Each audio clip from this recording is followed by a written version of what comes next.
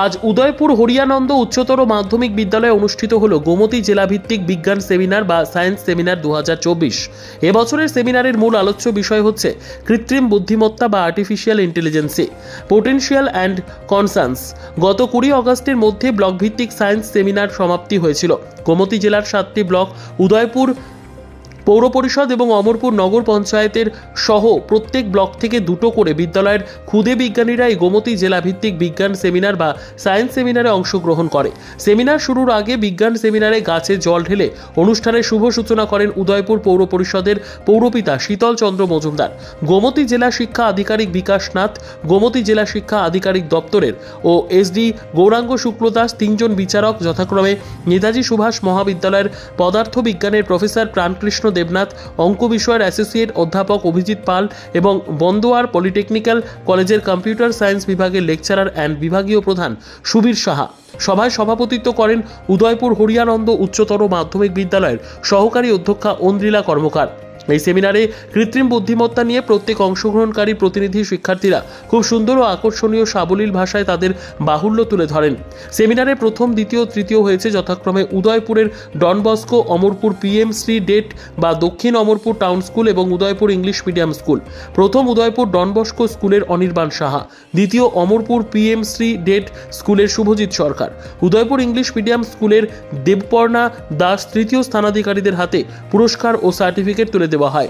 গোমতী জেলাভিত্তিক বিজ্ঞান সেমিনার বা science seminar 2024 অংশগ্রহণকারী সকল ক্ষুদে বিজ্ঞানীদের শংসাপত্র প্রদান করা হয়।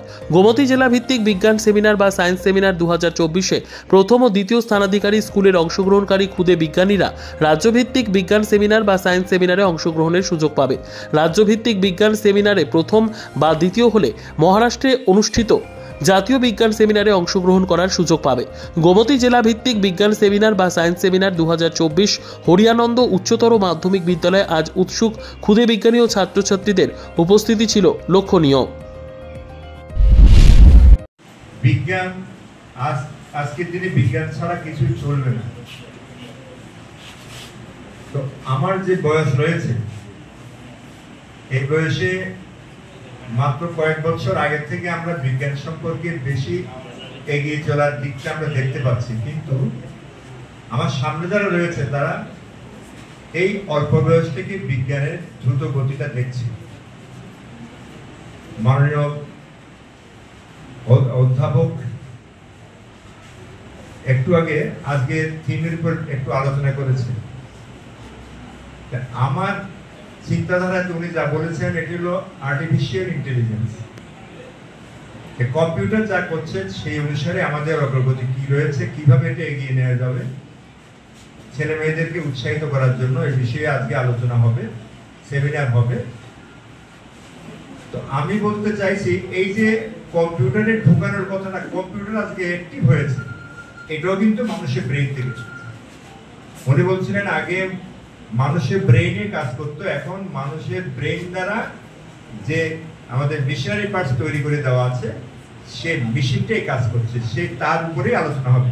আমার যদি ধারণা ভুল না হয় এর উপর নিশ্চয়।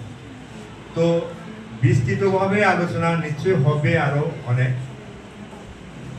আমি ছেলে মেয়েদেরকে বলবো, তোমরা যারা আজকের এই সেমিনারে অংশগ্রহণ করবে,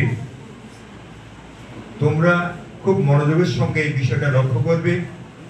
তোমরা যে যে বিদ্যালয় থেকে এসেছো, আমি যেটুকু জেনেছি 8টি ব্লক এবং উদয়পুর পৌরসভার মধ্য থেকে তোমরা এসেছো। টোটাল 9টি জায়গা থেকে তোমরা এসেছো, 18 জন।